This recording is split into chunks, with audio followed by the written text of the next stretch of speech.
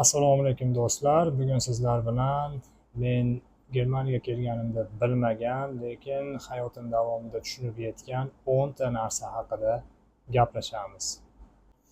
Agarda siz ham Germaniyaga kelishni rejalashtirayotgan bo'lsangiz, u holda videoni oxirigacha ko'ring, chunki siz ham Germaniyaga kelishdan oldin bu davlat haqida internetda juda ko'p narsalarni o'qiysiz. Germaniyada maosh yuqori, Germaniyada ishlar ko'p, Germaniya juda tartibli davlat. Bu jumlalarda albatta ma'lum bir darajada haqiqat bor. Lekin Germaniyaga kelganingizdan so'ng bu yerda juda ham ko'plab siz kutmagan holatlarga, narsalarga duch kelasiz. Men bugun aynan mana shu haqida sizlarga aytaman. Ishga kirayotganda yoki ish qidirayotganda brutto oyligim qancha ekan deb emas, balki netto oyligim qancha ekan deb qiziqish kerak. Ya'ni ish e'lonlarida 3000 yevro deb yozilgan bo'lsa, bu albatta brutto holatda bo'ladi va bu pullarning hammasi ham sizniki degani emas. Chunki bu yerda ijtimoiy soliqlar va ijtimoiy sug'urtalar va bir nechta chiqimlar mavjud. Mana shu narsalardan so'ng oyligingiz, ya'ni qo'lingizga tegadigan netto maoshingiz qancha qolishi eng muhimi hisoblanadi. Shuning uchun ishga kirayotganda qancha brutto olaman deb emas, balki qo'limga qancha tegadi va xarajatlarim qancha bo'ladi deb qiziqishingiz va hisob kitob qilishingiz bu juda ham muhim hisoblanadi. Menga bu yerga kelganimda kvartira, ya'ni yashash joyini topish, ish topishdan ham qiyin tuyulgan. Chunki katta shaharlarda kvartiralarga bo'lgan talab nomzodlar orasida yuqori hisoblanadi. Ya'ni bu yerda siz uy, yashash joyi qidirayotganingizda uyning egasi yoki sizga ijaraga beruvchi shaxs sizdan bank tarixingizni, oylik maoshingiz qanchaligi haqidagi ma'lumotnomani, ish shartnomangizni va yashashga ruxsatingiz bormi yoki yo'qligini haqida ma'lumotlarni so'raydi va boshqa zaruriy hujjatlarni so'rashi mumkin. Va barcha mana shu talablarga javob bergan taqdiringizda ham, kvartira sizga juda ham ma'qul kelib yoqqan taqdirda ham oxir oqibat uyning egasi yoki kvartiraga ijaraga beruvchi shaxs sizni emas, balki boshqa nomzodni tanlashi mumkin. Shu sababdan katta shaharlarda kvartiralarga bo'lgan talab juda ham yuqori va kvartiraga ega bo'lish men uchun ish topishdan ham ko'proq qiyinchilik tug'dirgan. Nemis tili. Nemis tili bu yerda juda ham muhim bilishingiz. Men bu yerga kelishdan avval o'quv markazida Andijonda nemis tilini B1 darajasigacha o'qiganman va Gyote sertifikatini qo'lga kiritganman va o'zimga bo'lgan ishonchim juda yuqori edi va bu yerga kelganimdan so'ng, ish boshlaganimdan so'ng odamlar bilan muloqotda ba'zi bir qiyinchiliklarga ham duch kelganman nemis tilini bilishimga qaramasdan. Bundan tashqari ingliz tilida ham juda ham yuqori darajada bilaman ingliz tilini, chunki universitetni faqat ingliz tilida o'qitiladigan davlatda tamomlaganman. Ingliz tilida to'liq holatda ingliz tilini o'zi ham yetadi degan tushuncham bor edi, lekin nemis tilini ham o'rganganman bu yerga kelishdan avval B1 darajada va bu yerga kelganimdan so'ng odamlar bilan bo'lgan muloqotda qiyinchiliklarga biroz duch kelganman. Hozirda esa nemis tilini o'rganayapman va bu qiyinchiliklarni yengib o'tayapman. Ko'pchilik esa aksincha o'ylaydi, ya'ni Germaniyaga borib olsam bo'ldi, u yerda nemis tili emas, ingliz tili ham bilish yetadi deb o'ylaydi. To'g'ri, bu ham bir qisman ba'zi bir sohalarda nemis tili emas, ingliz tilida ishlashingiz ham mumkin, lekin bunday ishni topish juda ham qiyin, chunki topgan taqdiringizda ham ishdan tashqari holatlarda, bankda, shifokor huzurida, davlat idoralarida, aslida BHRDda va boshqa ko'plab rasmiy joylarda albatta nemis tilini bilishingiz sizni qiyinchiliklarni yengib o'tishingizga ustunlik beradi. Shuning uchun kelishdan avval nemis tilini kamida B1 darajada, imkoni bo'lsa B2 yoki C1 darajada bilib kelish, o'rganib kelish bu maqsadga muvofiq. Bu yerga kelishdan avval albatta nemis tilini o'rganib keling, chunki u yerga borib Germaniyada o'rganaman demang. Bu yerda nemis tilini o'rganishga vaqtingiz yoki imkoniyatingiz bo'lmasligi mumkin va ish jarayonida hattoki oddiy emailni, pochta xabarini ham tushunishda sizga albatta nemis tili zarur bo'ladi. Shuning uchun kelishdan avval albatta nemis tilini imkon qadar yuqori darajada o'rganib kelishni tavsiya qilaman. Germaniyada hamma narsa termin bilan boshlanadi. Ya'ni bu yerda shifokor huzuriga yoki davlat rasmiy idoralariga, bankka, har qanday uchrashuvlarga albatta termin belgilab borishingizga to'g'ri keladi. Shunchaki kirib ketaman va ishimni bitirib chiqaman degan gaplar, fikrlar bu yerda o'tmaydi. Barcha narsaga oldindan siz uchrashuv kunini, ya'ni terminni belgilashingiz kerak. Avvalida bu holat, ya'ni termin belgilab keyin ana shu manzilga borish, ya'ni bankga, shifokor huzuriga, davlat rasmiy idoralariga va boshqa sizga zarur bo'lgan joylarga borishda termin belgilanishi dastlab noodatiy, g'ayritabiiy tuyulishi mumkin. Keyinchalik hayotingiz davomida bu narsaga o'rganib borasiz va buning ahamiyati va rejalaringizni tuzishdagi o'rnini tushunib yetasiz. Germaniyada yakshanba qoidasi. Ko'pchilik insonlar bu yerda haftaning 5 kunida, dastlabki 5 kunida dushanba, seshanba, chorshanba, payshanba va juma kunlarida albatta ishda bo'ladi va o'z faoliyatini davom ettiradilar. Shanba va yakshanba kunlari esa xorda qoladilar.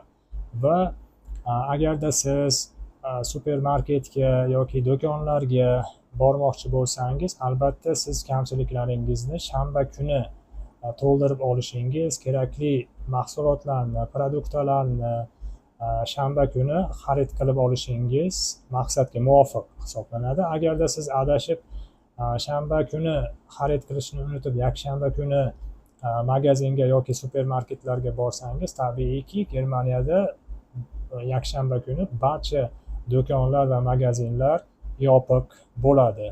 Shuning uchun bozorlik qilishda yoki xarid qilishda albatta yakshanbani hisobga olishingiz kerak va ishlaringizni oldindan rejalashtirishingiz kerak.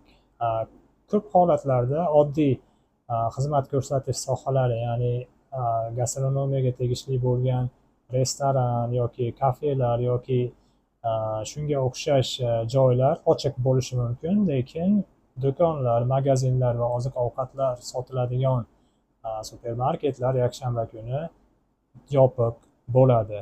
Germaniyada hujjatlar juda ham muhim va katta o'ringa ega. Har qanday davlat tashkilotlari, shifoxona, bank yoki rasmiy idoralarga borganingizda sizdan albatta biror bir hujjatni so'raydi. Uni ko'rsatganingizdan so'ng orqasidan ikkinchi hujjatni ko'rsatganingizdan so'ng boshqa uchinchi hujjatni ham so'rash ehtimoli yuqori. Shuning uchun bu yerda sizga berilgan ma'lumotnomalar va hujjatlarni tartibli holatda biror bir fayl yoki papkaga saqlab qo'yishingiz maqsadga muvofiq hisoblanadi. Men esa bu yerda barcha dokumentlarimni, ma'lumotnoma va hujjatlarimni alohida bir faylda tartibli holatda saqlab qo'yganman va ularning elektron variantini ham telefonimda va kompyuterimda fayl va papkalarda saqlab qo'yishga odatlanganman. Germaniyaga kelganlarda va bu yerda ishlab yoki yashab yurganlarda ish topish oson, bu yerda ishlar ko'p degan bir xulosa ham bo'lishi mumkin. Bu yanglish xulosa hisoblanadi deb o'ylayman. Chunki ishga kirishda ham yoki ish topishda ham o'ziga xos qiyinchiliklar, bosqichlar mavjud deb bilaman. Chunki ishga kirishda avval sizga Lebenslauf, ya'ni tarjimai holingiz, ish tajribalaringiz yozilgan rezyume tayyorlashingiz kerak bo'ladi va undan so'ng ariza, ya'ni ishga kirayotganda ana shu rezyumeingizni, Lebenslaufingizni biriktirib yuboradigan ariza, ya'ni sizni ish qidirayotganingiz va qayerdaligingiz va qaysi yo'nalishlarda ish qidirayotganingizni bir qisqacha holatda yozilgan ariza shakli ham kerak bo'ladi va bundan tashqari sizga til bilish talabi mavjud bo'ladi, ya'ni ish beruvchi sizdan tilni bilishingizni intervyu davomida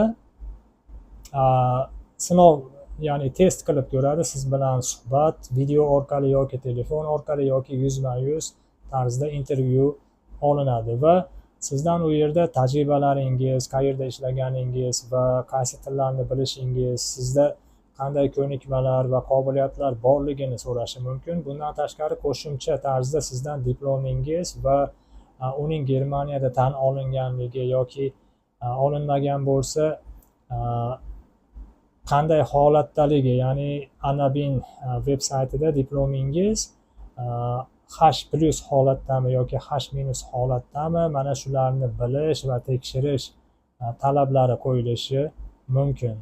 Ko'pchilik Germaniyada ish qidirayotganda dastlabki kunlardanoq tushkunlikka tushadi, chunki ish topish o'ziga yarasha mashaqqat va qiyinchiliklarga ega. Ular bir necha arizalarni va rezyumelarni ish beruvchilarga yuboradi va javob kelmasa yoki rad javobi kelsa darhol tushkunlikka tushadi. Bu esa noto'g'ri.